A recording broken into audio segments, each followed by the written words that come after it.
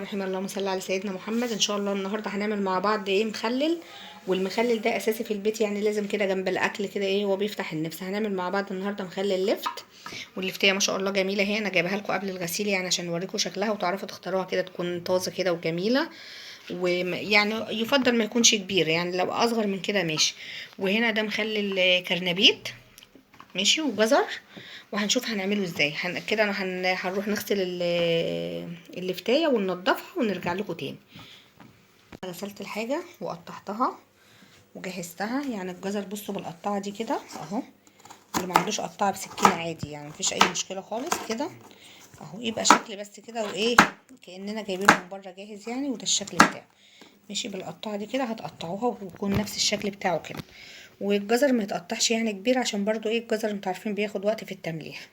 والجزر فيه تكايه كده لازم كلنا نعرفها، وهنشوفها مع بعض دلوقتي. كده شكل الجزر لما اتقطع بسكينه عادي بالقطاعه مفيش اي مشكله خالص. ممكن بالقطاعه دي او بدي، اللي عنده دي كده برضو مفيش مشكله، بيقطع بالجزء ده كده اهو اهو، مفيش بالسكينه عادي اهو.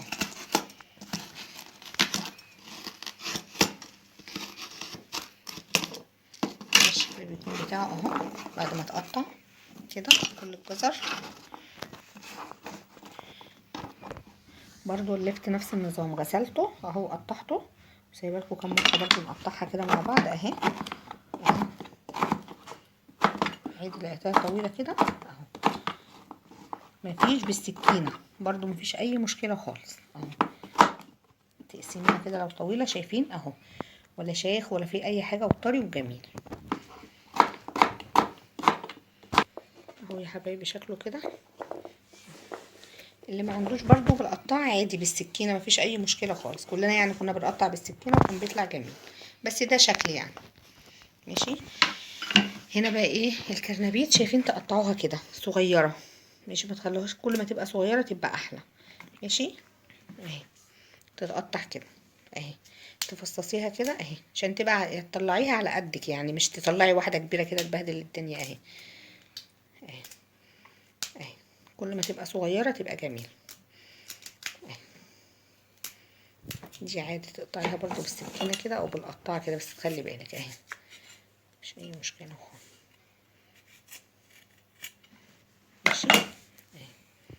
تقطعي كله كده صغير كده اهو عشان تاخد حدق كده بسرعه، ولما تطلعيها من المخلل لو كبيره هتبهدل الدنيا اهي كده انا هفضيه في الكراويه هنا عشان نقلب براحتي. شايفين اهو ماشي. بصوا حبايبي معلقه ملح كده، معلقه واحده، ركزوا معايا بس معلقه وشويه كده يعني ماشي. وهنا ده فلفل، ده فلفل عادي حراق اهو، انا فرماه يعني برضو معلقه.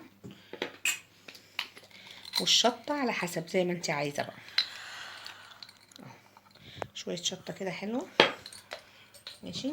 معلقه ملح ليمون، معلقه ملح الليمون دي ماده حافظه تخليه لو قعد معاكي ولا يمر ولا يحصل له اي حاجه ولا يطرى كده ولا اي حاجه.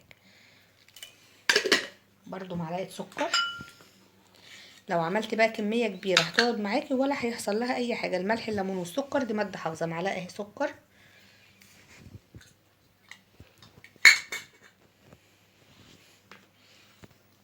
وده فص ثوم اهو، تقطعيه كده اهو، تقطعيه كده اهو. يبقى انا هنا حطيت فلفل وملح وسكر وملح ليمون كده كده نقلبه كله على بعضه اهو. اللي عايز يزود الشطه على حسب رغبتك انت.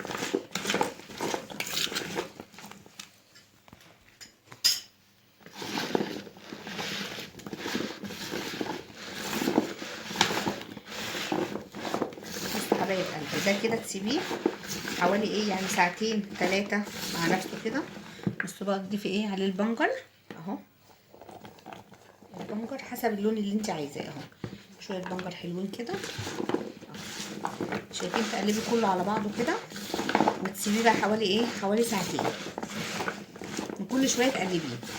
انا حطيت معلقه ملح واحده، نعمل حسابي عشان وانا بنحط في الميه نبقى عارفه ان انا حاطه معلقه ملح اهو. تقلبيه كده وتسيبيه تحطيه بقى في البرطمان وكل شويه ايه تقلبيه كده، وبعد كده بعد الساعتين نشوف هنعمل ايه. بصوا هنا ايه هعبيه كده في البرطمان اهو. انا خلطته كله على بعضه.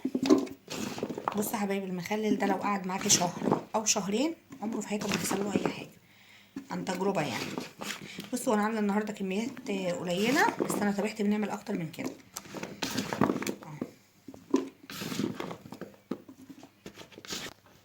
بصوا كده ايه عبيته اهو شكله كده. بصوا يا حبايبي كل شويه تعملي فيه ايه بقى، تقلبي كده ماشي مدة بس ايه ساعتين ساعه ماشي اهو. كمان هو هيخس معاكي ماشي اهو. بقى عندي شويه كل ده كده هيخس، نفضل نحط فيه تاني هنكملهم ان شاء الله. يلا كده ايه اهو كرنبيت في نفس المكان يعني. برضو نحط عليه ايه معلقه ملح، معلقه ملح، معلقه برضو من ملح الليمون اهي. على فكره الكرنبيت ده ممكن يقعد معانا شهر رمضان، مع الملح والسكر والملح الليمون والحاجه الماده الحافظه اللي فيه دي كده، والكرنبيت اصلا بيستحمل يعني وبيعيش معانا. وشطه، شطه على حسب زي ما انت عايزه. وبرده بنجر زي ما انت عايزه على حسب اللون اللي انت عايزاه. تقلبي بقى فيه كده. عندك برده فلفل من الحراق تحطي زي ما انت عايزه على حسب رغبتك. وده برده تسيبيه كده مع نفسه يعني لو ليله كامله مفيش اي مشكله. تقلبي فيه كده لحد ما يشرب الملح فص الثوم اهو قسمته كده، قطعيه كده. محدش بقى يقول الكرنبيت بينفخ وفص ثوم ايه، بيخلي الثوم بيخلي ريحه المخلل جميل جدا. البنجر على حسب اللون اللي انت عايزاه. تقلبي فيه كده وتسيبيه حوالي ايه يعني عادي لو سبتيه ليله كامله مفيش اي مشكله، مش هيحصل له اي حاجه. وبعد كده تحطي له الميه. انا كده خلاص قلبته، هنعبيه برده ونخليه في البرطمان عشان ميبقاش عندي ايه حاجات كده متعبيه، كل حاجه في البرطمان بتاعها كده اهو. هعبيه كده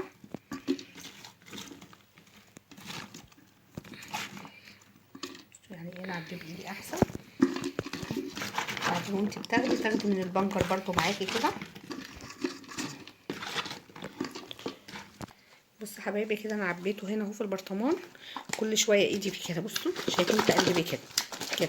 وبصي هو نزل ميه مجرد بس انا ما عبيته كده، شايفين الميه اللي فيه اهو. يعني ممكن تسيبيه كده ليله كامله عادي في البرطمان مش هيحصل له اي حاجه. وكل ايه يعني كل ما تشوفي ما تعدي على في المطبخ وتشوفي البرطمان تعملي بيه كده اهو وتسيبيه هياخد لون وكمان هيخس كده. ولو عايزه تكملي عليه عادي. برضو التاني اهو انا عبيته نفس النظام، شايفين الميه اهو مجرد ما عبيته بس تفضلي كل شويه تقلبي فيه كده. انا حاطه معلقه ملح واحده، بعد كده هنحط باقي الملح كله في الميه. برضو عندي اللفت اهو، شايفين اللفت اكتر حاجه نزلت ميه قد ايه اهو. يعني تستنى عليه ساعه واحده كده وبعد كده تحطي له الميه بتاعته. كمان هيستوي بسرعه وتقدري تاكلي منه بسرعه ماشي. الجزر بقى ده اهو نفضي الجزر هنا كله كده.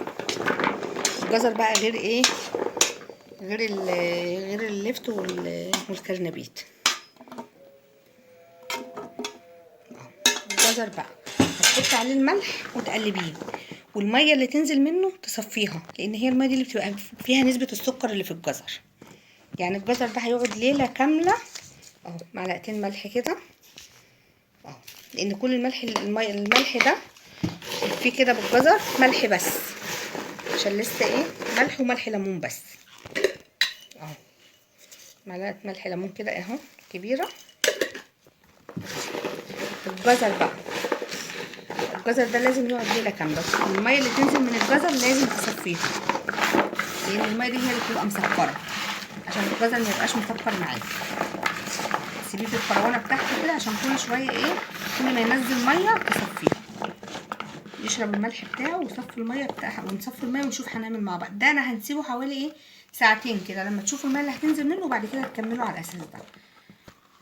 بص انا كده ايه هنحط ده طبعا المفروض قلت يستنى يعني ايه ساعتين ولا حاجه، بس انا هنحط عليه الميه، يعني المفروض افضل ان هو يستنى. هنوريكم الميه بتاعته. هنا ايه ده لتر ميه، لكل لتر معلقتين من الملح. وانا عارفه ان انا حاطه ملح في الاول من اللي انا حاطاه على المخلل، يعني اهو معلقتين. ماشي، تقلبيهم كويس. طبعا انا حاطه الشطه وكل حاجه، انا لافه بيه المخلل. الجزر اهو بقاله ربع ساعه بس، يعني قبل ما حطيت الميه على المخلل التاني. شايفين الميه اللي نازله منه؟ الميه دي لازم تتصفى، عشان الميه دي بتبقى ميه ايه مسكره اهي. نفضل نصفيها كده اهي، كل ما يكون ميه نصفيها. ده يبات ليله كامله. ماشي، انا هنفضيه بقى ايه في البرطمان.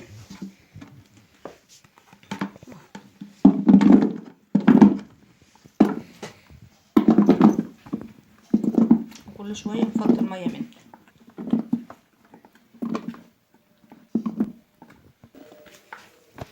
اهو، شايفين كده؟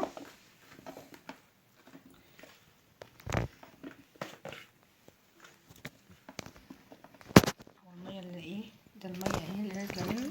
كل الميه دي نزلت منه ايه اهي، الميه دي كلها نزلت منه في ربع ساعه بس. كل شويه بقى البرطمان تفضي كده اهي، تفضي الميه كده. كل شويه تمسكي البرطمان تقلبيه وتفضي ليله كامله لحد ما ينزل الميه دي. وبعد كده تحط له الميه بالملح زي ما احنا حاطينها كده عادي. ماشي، ده كده شكل ايه المخلل بتاعنا اهو. والجزر طبعا لسه المفروض الميه بعد ليله كامله عشان ينزل الايه الماده المسكره اللي فيه. ده كده اللفت والكرنبيط اهو، شايفين لونه في ربع ساعه بس. ده يا جماعه لازم يقعد ليله كامله عشان ما يبقاش مسكر. وكل شويه تقلبوه كده اهو، تقلبوا وتصفوا الميه كده اهي. كل شويه تقلبوا وتصفوا الميه، كل شويه تقلبوا وتصفوا الميه. وبعد الليله الكامله تحطي من الملح زي ما انا وريتكم كده، تغطيه بالايه بالملح وتسيبيه يفضل بقى معاكي، يعني يعيش معاكي.